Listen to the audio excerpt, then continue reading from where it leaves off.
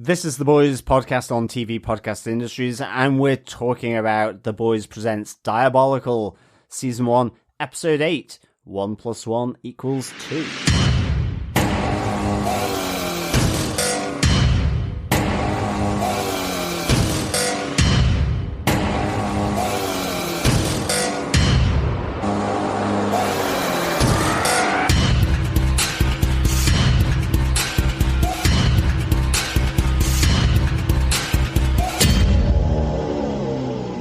Welcome back, fellow boys and girls, to The Boys podcast on TV Podcast Industry. We're looking at the episode 1 + 1 = 2, the final and 8th episode in this first series, or this first outing, or maybe only outing of The Boys Diabolical.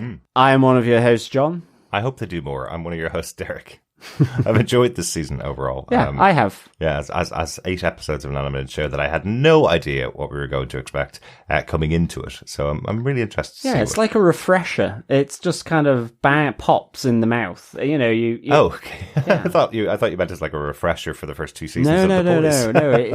It's its own thing. Yeah. You know, it comes in its own wrapping. You put it in and you can chew on it, and there's that little burst of popping candy from it. And I just think these I mean, you can take them or leave them. It's there's no pressure to it. Absolutely. You know, Absolutely. It's short, sharp, and I think for the most part, sweet. Yeah. With loads of blood. Well, that's true. That's true. And I also remember one of the first quotes I saw about this show when it was greenlit was from Seth Rogen and Evan Goldberg, the producers of the series, The Boys, and lots of other shows. Their quote was, "Ever since we saw the Matrix spin-off animated show, The Animatrix, all we've wanted to do is rip that shit off." So that was their intention. 8 episodes, unconnected, telling different stories in the universe of The Boys. So, and a great quote as well. So, thanks so much for joining us, fellow boys and girls, for our discussions about the episodes of Diabolical. I hope you've enjoyed them. There are much more mini episodes than we would normally have on our podcast. As you know, we tend to go very long on our podcast about the shows that we talk about. But we've been keeping these ones light because there's a basic central story that happens in the animated episodes, told within 10 minutes. So we've been attempted to keep these as much shorter episodes to podcast too. Yes. But let us get into our spoiler-filled mini-sode, I guess, for the final episode of Diabolical. Derek, what are some of the episode details here? Well, the animation style here is a darker take on American superhero animation. Totally see that. There's so many superhero cartoons out there and super animation going on for years. This feels like something of the Superman type. And the Batman. It feels very DC, actually. Yes, yeah. True. And the episode was written by Simon Racioppa, and we've talked about Simon before on this very podcast feed because he wrote 2 episodes of Invincible, wrote episode 2 and episode 7 of the first season of Invincible. So we have talked about it before, and he did great work on Invincible. So great to see him moving over to the other show produced by Seth Rogen and Evan And you can Goldberg. get that flavour a bit here, I think, of Invincible within just the general storyline and the violence in this episode. Yeah, definitely. So great to see Simon over here. The episode was directed by Jae Kim, done loads and loads of animated shows. But John, you mentioned this does feel like a DC show. And interestingly, Jae Kim did work on the Batman and Teen Titans back when he started off his career in animation. So interesting, yeah. Episode also directed by Giancarlo Volpe, who directed the first episode of Diabolical, I'm Your Pusher as well. Excellent stuff, yeah. Good to see them all involved in there. Definitely, yeah. A really good vibe to this in terms of the look and the feel. Yeah, and it worked for the concept of this particular episode as well, as most of the animation styles have throughout the season. John, do you want to give us your one-ish line synopsis for this episode of Diabolical? Sure.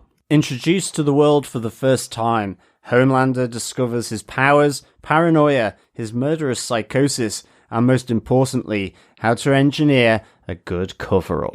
All skills that he'll put into practice in the future. It's the Homelander, John. I know.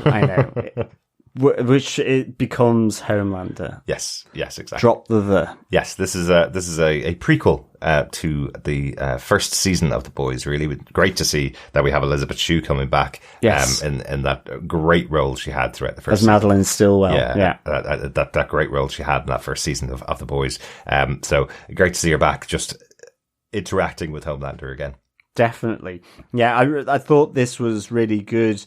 It's almost a bit his backstory. I mean, I loved the flashbacks here when he was kind of, I guess, trying to balance or decide, which way to go, save them, or has he compromised himself? Again, as we say with Homelander, it's that balance between, is he going to do the right thing, or is it about protecting his ego and his brand? Yeah.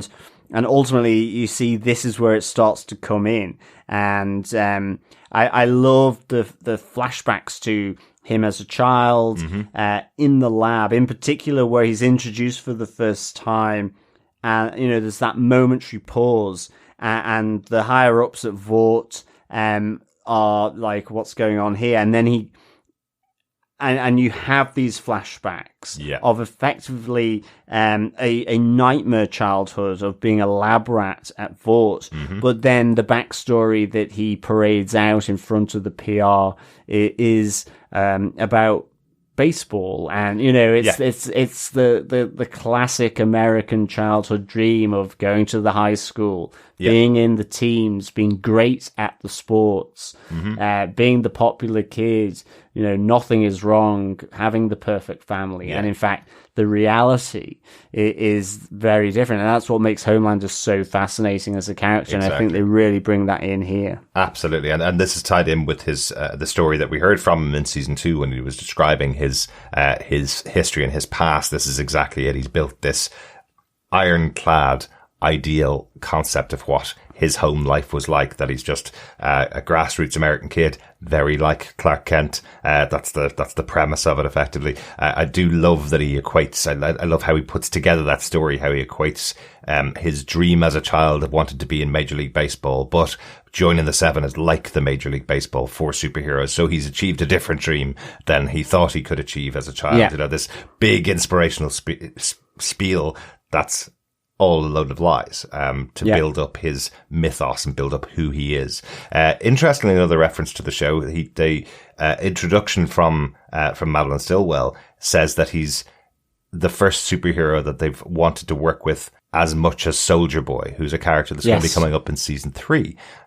So I thought that was quite interesting that they're tying it into the history of the show, because this one, of all of the episodes we've seen so far, none of them have focused on any of the members of the Seven. This one really does feel like just an animated prequel to the TV show. We've got the same actors in the roles. We've got a similar storyline to what we've seen in live action. So it's even the playing on his paranoia about and his insecurities, that Madeline Stillwell does here. She says, "Don't let Black Noir steal your thunder, get in your way."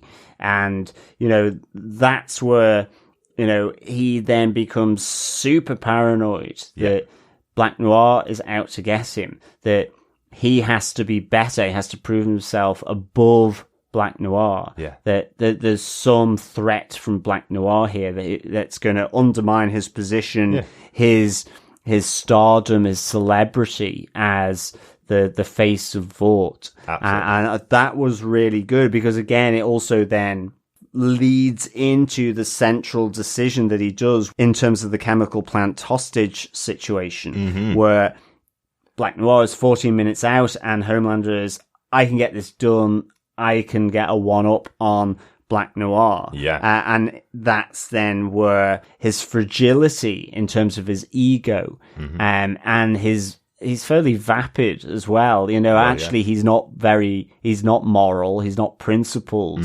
It's all about him, protecting him, and he's very, very shallow. And it all comes to play through this paranoia, through the psychosis that he has across from his childhood, and ultimately it ends up killing everyone.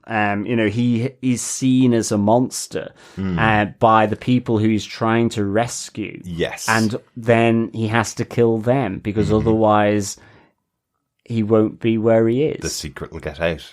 Exactly. And it kind of adds more to that mythos, I suppose, that's central to the show of there's nothing worse, I suppose, than having a PR person with a project and that project having no morals. So this marriage made in hell, really, of Madeline Stillwell and Homelander, who's willing to do anything to keep that level of PR, that level of love, and that level of ratings that he's getting from the population. And Madeline, who's trying to make her name in Vought, she's trying to build her way up to take over Vought from Stan Edgar. And this is her project. Homelander's her project. So I love how that's added to the story of. Well, right at the end, despite the chaos that happens at the chemical plant, his points go up 14% because it all comes to the cover up. But before that, Black Noir arrives and sees it all, and paranoid Homelander thinks that he's going to use that against him, and then starts to sort of chase after him, firing his laser eyes, which ends off killing more innocent people. Yep. It ends off blowing the entire facility up. And ultimately, the twist coming back, not only that his popularity rises from this, it's because of this important lesson from Black Noir, which is to help Homelander cover up the carnage that he's created. And that, as Homelander says, he does have a few things to teach me as he kills the remaining survivor, Black Noir doing it, killing the remaining hostage that had escaped all the carnage. And in the end, there is no one left to tell the tale.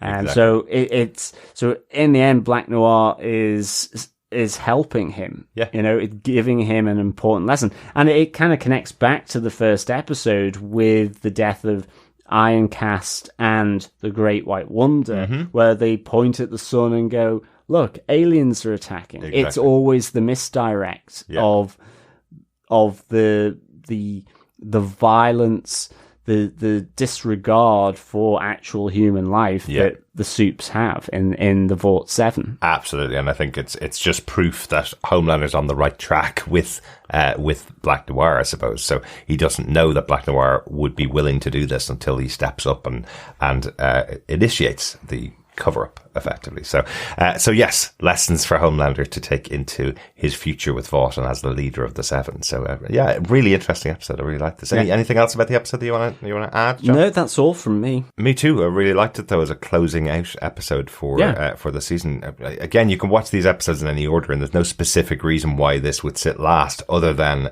it makes me more excited to get back to the Seven and the story of what's going on in the boys. When season 3 comes back later on. Well, that's it. I think, one of the last images of Homelander in season 2 is him jacking off atop a skyscraper after his secret's being revealed. This is the start of all those secrets around him that we know then with season 3, as you say, that Soldier Boy is coming in, and there's that connection there right at the start. So, it's like the first episode, there's that nice little connection here, and it just adds a bit more depth to the Homelander character. Nothing in a sense that is too surprising, probably only the cover-up mentality of Vought and the allegiance of Black Noir to at least the Seven. Or just that it goes back that far, I suppose. It's not something that Homelander introduced after a few years in the Seven. This is something that went back to his first introduction, his first big mission as a member of the Seven. And it was already pre-existing from Black Noir, because he brought him into it. So I guess we're going to see a little bit of Soldier Boy doing that as well in the upcoming Series 3. But this one's got me really excited for Series 3. Rather than just interested in what an animated show in the boys' universe could do, this has got me excited for June. Yeah, exactly. So again, really good. I'd give this 4 Terror chewing on a human leg out of 5. Yeah, Excellent. Human legs left over by Homelander's carnage, I guess.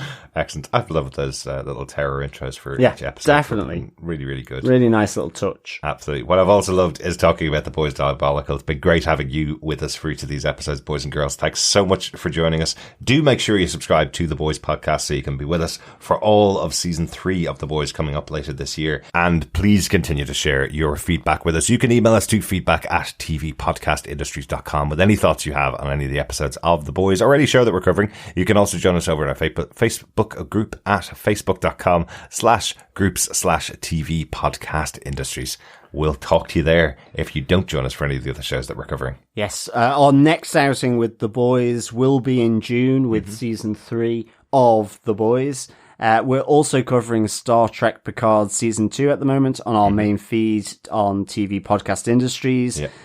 We are also going to be covering a whole rake of stuff as well in the meantime. Yeah. In particular, for our Marvel Defenders podcast on TV Podcast Industries, we will be looking at the upcoming Marvel's Moon Knight series, which is starting at the end of March, on the 28th of March, I think. I think so, yeah. If you're a Marvel fanatic, then of course we also have all the Disney Plus Marvel shows that we've looked at, as well as the old Marvel Netflix ones, which of course are now also on Disney Plus. I guess we have to stop calling them Marvel Netflix now. They're Marvel Disney Plus now. They're all over there now. Yeah, go check them out. So thanks so much, boys and girls, for joining us for this look at the Diabolical short animation series presented by The Boys.